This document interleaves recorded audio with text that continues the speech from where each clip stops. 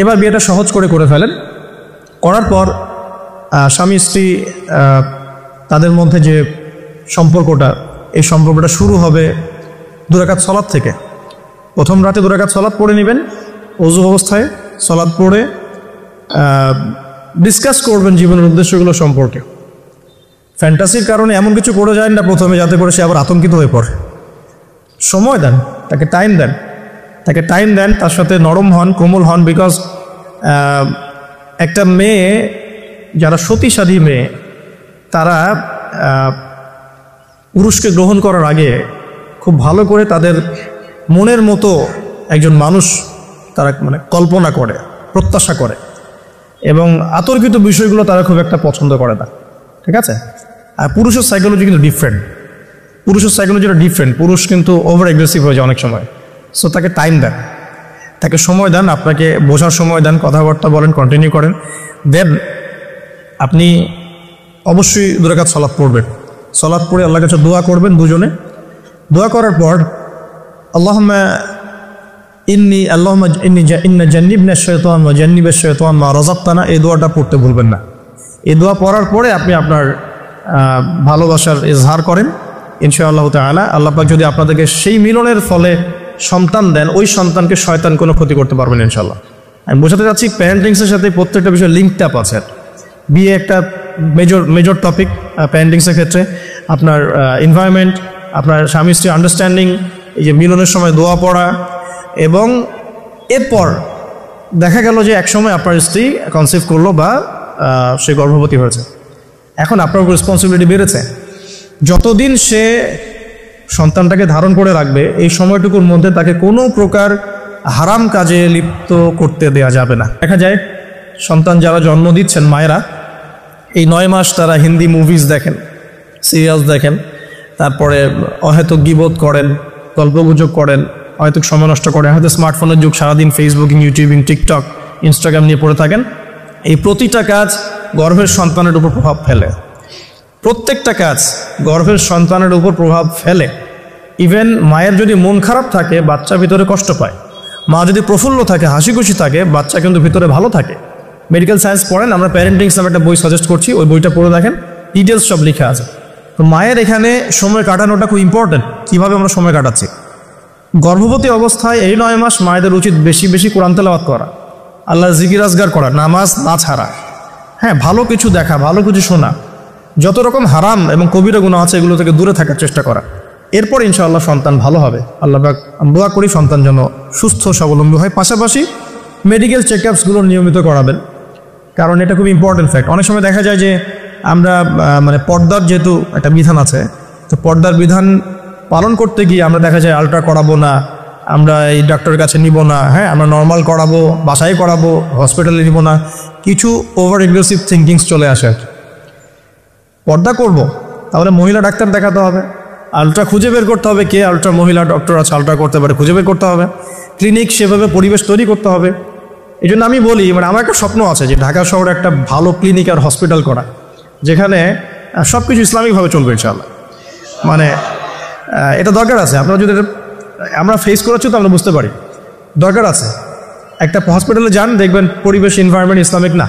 আপনার স্ত্রীর অ্যানেস্থেশিয়া করছে একজন পুরুষ ডক্টর, সিজার করবে, অ্যানেস্থেশিয়ার প্রয়োজন আছে, একটা পুরুষ ডক্টর এসে অ্যানেস্থেশিয়া পুশ করছে, তখন তো পর্দা যাচ্ছে গা, পর্দা চলে গেল। যদিও বা অনেকে ফতোয়া দিতে পারেন যে এই সব জায়গায় বা এই ধরনের ক্ষেত্রে হয়তো এটা জায়েজ হতেও পারে, অনেকে ফতোয়া টানতে পারেন, কিন্তু এখানে কিন্তু এই সুযোগটা দেওয়ার ফলে কী হয়েছে যে অনেক সময় রোগীরা হ্যারাসমেন্টের শিকারও হয়েছেন, সেক্সুয়াল হ্যারাসমেন্টের শিকারও কিন্তু হয়েছে, এটাও কিন্তু বাস্তব।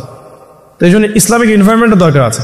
খুঁজে বের করতে হবে ইসলামিক ডক্টর কে আছেন, যিনি শরীয়ত বোঝেন, মহিলা ডক্টর কারা আছেন, অ্যানেস্থেশিয়া মহিলা কারা আছে, বা আলট্রা করতে পারে মহিলা কারা আছে, খুঁজে বের করে মেডিকেল চেক আপ নিয়মিত করতে হবে। আর নর্মাল ডেলিভারি ইসলামের বিধান ঠিকই, ইসলাম এভাবেই চলেছে, সিজার এসেছে অনেক পরে, এবং এই ব্যাপারে শেষ জামানার হাদিসও আছে, আমি একটা লেকচারে বলেছিলাম।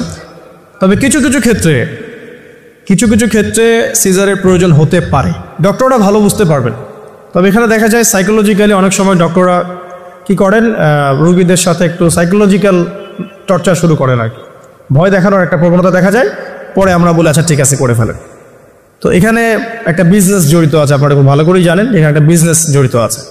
আর যখন একটা মায়ের একটা সিজার হয়ে যায়, পরবর্তী বাচ্চাগুলো কিন্তু নর্মাল হওয়া খুব ডিফিকাল্ট, এবং তার সারা জীবন একটা হ্যাসেল তাকে পোহাতে হয়। যাদের হয়েছে তারা জানে। তো আর নর্মাল হলে আপনি যে আমাদের আগে দাদি নানি দেখবেন 11টা বাচ্চা, আমার নানির 11টা বাচ্চা, 12টা বাচ্চা আমার নানির, আর এক নানির আমার 11টা বাচ্চা, সব নর্মাল, কোনো সমস্যা হয়নি। তারা কিন্তু ফ্রেশ খাবার খেতেন, ভালো এনভায়রনমেন্টে থাকতেন, কায়িক পরিশ্রম করতেন, তারা ফিজিক্যালি স্ট্রং ছিলেন।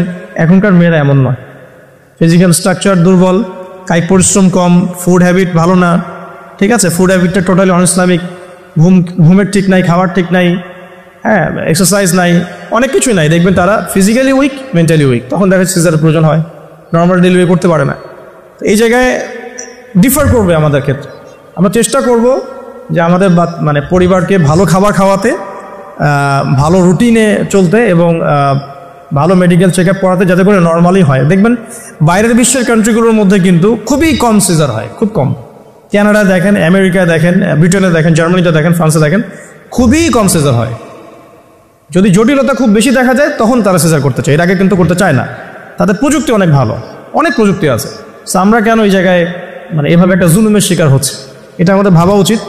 এবং আমার মনে হয় যে ইসলামিক এনভায়রনমেন্টের এই যে আপনার মেডিকেল সেক্টরগুলো গড়ে তোলা উচিত। এখানে যাদের সামর্থ্য আছে তাদের এইসব প্রজেক্টে হাত দেওয়া যেতে পারে। আল্লাহ পাক আমাদেরকে তৌফিক দেখ ঘোরা। তো এরপরে যখন সন্তান হয়ে যাবে, প্রথম কাজই দেখবে, সন্তান হওয়ার পরেই তাকে নিয়ে হই উল্লাহ শুরু হয়। হ্যাঁ, টানা হেঁচড়া, এটা ওইটা, কী বলবো, অপারেশন থিয়েটারে হয়তো কথাবার্তাগুলো হয়, এই কথাগুলো সন্তানের কানে প্রবেশ করে।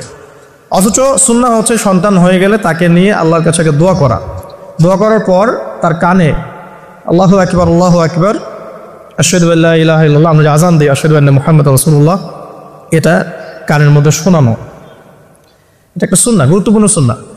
তারপর তাকে তাহনিক করা উচিত। তাহনিক তো আমরা উঠেই গেছে সমাজ থেকে, তাহনিক আবার কী জিনিস? ডক্টররা তাহনিক শুনলে আটকে উঠবে।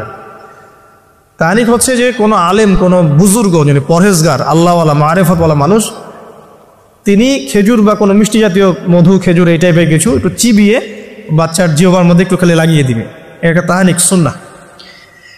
তো এখন মুখে তো জর্দার, পান আর সিগারেট, তো এই মুখ দিয়ে তো তাহনিক হবে না, হবে তো আল্লাহওয়ালা সত্যিকারের মানুষ খুঁজে বের করতে হবে। যাই হোক, যদি আপনি না পারেন, খুঁজে না পান, আপনি আপনার সন্তানের তাহনিক করেন, যথেষ্ট। আপনি দোয়া করেন, 2 রাকাত নামাজ পড়ে আল্লাহ শুকরিয়া আদায় করেন। আমি নিজের জীবনের ঘটনা থেকে বলছি আর কি। আমার ইন টোটাল 4 সন্তান। 1 সন্তান আল্লাহ নিয়েছেন, 1 সন্তান আল্লাহর কাছে আছেন, জন্মের পরেই আল্লাহ পাক তাকে নিয়েছেন, আলহামদুলিল্লাহ। ইনশাআল্লাহ তার সাথে আমাদের জান্নাতে দেখা হবে ইনশাআল্লাহ। আর এখন আমার 1 মেয়ে এবং 2 ছেলে। তো প্রত্যেক ছেলে এবং মেয়ের সময় ওয়াইফকে ঢোকানো হয়েছে, আমি জায়নামাজেই, যতক্ষণ পর্যন্ত বাচ্চা আমার হাতে আসে না আমি জায়নামাজেই ছিলাম। এবং আমি দেখেছি যে আল্লাহ যে আছেন, আল্লাহ যে মানুষের এত কাছে, আল্লাহ যে দোয়া কবুল করেন, শোনেন, মানে আমি হৃদয় থেকে উপলব্ধি করেছি। এই কথাগুলো তো বোঝানো যাবে না, এগুলো তো আমি কোনো দলিল বা প্রমাণ দিয়ে আপনাকে বোঝাতে পারবো না। এটা আপনি ফেস করলে না, ফিল করলে বুঝতে পারবেন। সেজদায় দোয়া করতে করতে চোখের পানি ফেলার সাথে সাথে দেখা যায় যে নার্স এসে বলেছে আমাকে যে আর কাঁদতে হবে না, এই যে মেয়ের কান্না শোনেন। এমন হয়েছে আমার সাথে। কারণ মানে স্ত্রীর যে প্রসব বেদনা, এটা দেখে কিন্তু স্বামী আসলে ঠিক থাকতে পারে না, তাদের প্রচণ্ড কষ্ট হয়। এবং এই কষ্টটা এই কারণেই হয়তো নবী সাল্লাল্লাহু আলাইহি ওয়াসাল্লাম বলেছেন, তোমার সবচেয়ে সেরা অধিকার পাওয়ার, মানে ভালো ব্যবহার পাওয়ার অধিকার রাখে তোমার মা, এরপর তোমার মা, তারপরেও তোমার মা, এরপর তোমার বাবা। তো মায়ের এই যন্ত্রণা শুধু মায়েরাই বুঝতে পারবে। তো আপনি যদি জান্নাত পেতে চান, মায়ের সেবা করেন, মায়ের খেদমত করেন, মাকে সন্তুষ্ট রাখেন, ইনশাআল্লাহ জান্নাত পেয়ে যাবেন ইনশাআল্লাহ। আর এই যুগে কিন্তু মা বাবার সাথে দাস দাসীর মতো আচরণ করা হয় আর কি। তো খেয়াল রাখবেন এই বিষয়গুলো, মায়ের হকটা কখনো নষ্ট করেন না। আর তার মেয়েদের প্রতি একটাই আমার, মানে তাদের প্রতি আমার কনসেপ্ট বা ভিউ হচ্ছে এরকম যে কঠিন হয়ে তাদের সাথে কোনো লাভ নাই। আসলে আদতে আলটিমেটলি কঠিন হয়ে কোনো লাভ নাই। 2-1 দিন হয়তো ঝগড়াঝাটি হতে পারে, মনোমালিন্য হতে পারে, কিন্তু কঠিন হয়ে তাদেরকে লাইনে আনা খুব একটা যায়। নরম হয়ে বুঝিয়ে সুঝিয়েই, ভালো ব্যবহার, ভালোবাসা, মহব্বত দিয়েই সম্ভব ওদের মন জয় করা, আদারওয়াইজ সম্ভব না। আসুন, এরপরে আজান হবে, তাহনিক হবে, 7ম দিনে গিয়ে আপনি আকিকা করবেন। যদি করতে না পারেন 14 দিনে, যদি তাও করতে না পারেন 21। এভাবে সুযোগ আছে আকিকা করার, তবে 7ম দিনে আকিকা করা সুন্নাহ। আকিকাটা কি? এটা হচ্ছে আপনার সন্তানের জানের বদলে একটা জানের উৎসর্গ। ছেলে হলে 2টো খাসি, মেয়ে হলে 1টা। কারণ কি, মেয়েদের রোগ প্রতিরোধ ক্ষমতা কিন্তু এমনিই বেশি, ছেলে বাচ্চার রোগ প্রতিরোধ ক্ষমতা কিন্তু কিছুটা কম। এখানে দুটো খাসি উৎসর্গ করা হচ্ছে আল্লাহর কাছে, এখানে মেয়েদেরকে ছোট করা হচ্ছে না। তসলিমা নাসরিন টাইপের মেয়ে থাকলে বলতে পারো যে হ্যাঁ এটা ছোট করা হচ্ছে, তো আশা করবো যে আমাদের এখানে এমন কোনো মেয়ে নাই। এখন আকিকার পর কি মাথা মুন্ডন করা। মাথা মুন্ডন মানে একটা চুল থাকে, চুলটা কষ্ট দেয়, ডক্টরাই বলেন এই চুলটা কিন্তু বাচ্চাদেরকে কষ্ট দেয়, এই চুলটাকে কামিয়ে ফেলা। যদি মাথায় কোনো প্রবলেম থাকে ডক্টর বলে না এখন করার দরকার নাই, সেটা আলাদা ইস্যুস, কিন্তু নর্মালি কামিয়ে ফেলা উচিত। এবং চুলের ওজন করতে হয়, এই চুলের ওজনের সমপরিমাণ রূপা আল্লাহর পথে সাদাকা করতে হয়, এটা সুন্নাহ। তো এটা করবেন। তারপরে আকিকা করলেন, আকিকা আপনি যেভাবে গোশত বন্টন করেন সেভাবেই করবেন। বাচ্চা এখন জন্ম হয়েছে, আপনাদের নতুন অধ্যায় শুরু, এই প্যারেন্টিংস আপনার এখন শুরু হচ্ছে। এখন আপনার জন্য প্যারেন্টিংস বইটা আমি সাজেস্ট করছি এবং আমি কিছু বলে দিচ্ছি। দেখুন, আদম আলাইহিস সালামের দুই ছেলের সম্পর্কে প্যারেন্টিংসের মধ্যে কথা এসেছে। আদম আলাইহিস সালামের দুই ছেলের সম্পর্কে কিন্তু কথা এসেছে। এক নাম্বার হাবিল কাবিলের ঘটনা মনে আছে? দুই সন্তান পরস্পরে হিংসা বশত কিন্তু এক ভাই এক ভাইকে হত্যা করে ফেললো। যদি আপনাদের একাধিক সন্তান থাকে, কারো প্রতি পক্ষপাতিত্ব করতে চায় না, তাহলে কিন্তু হাবিল কাবিলের মতো সম্পর্ক করে উঠবে আর কি। আর এই যুগে তো হাবিল কাবিলের সম্পর্ক এখনও চলছে, এখানে বহু কাবিল ঘুরে বেড়াচ্ছে দাড়ি টুপি নিয়েই, তাই না? এখন হাবিল কাবিল সম্পর্ক তো এখন আছে আর কি। কুরবানি কবুল হচ্ছে, আমারটা হচ্ছে না কেন? খেদমত হচ্ছে, আমি পারছি না কেন? মানুষ ওখানে ছুটছে, আমার কাছে আসে না কেন? ওই ওয়াজে 2 লাখ লোক হচ্ছে, আমার ওয়াজে হচ্ছে না কেন? হাবিল কাবিল সম্পর্ক তো আছেই আর কি। তো কাবিল কি করবে? হাবিলকে এলিমিনেট করার চেষ্টা করবে, হাবিলকে দুনিয়া থেকে সরাতে হবে, তাহলে সে সফল, তার ধারণা এমন। অথচ এই কাজের ফলে কি হয়েছে, তার আমল নামে সমস্ত খুনের গোনা কিন্তু যাচ্ছে একটা একটা করে।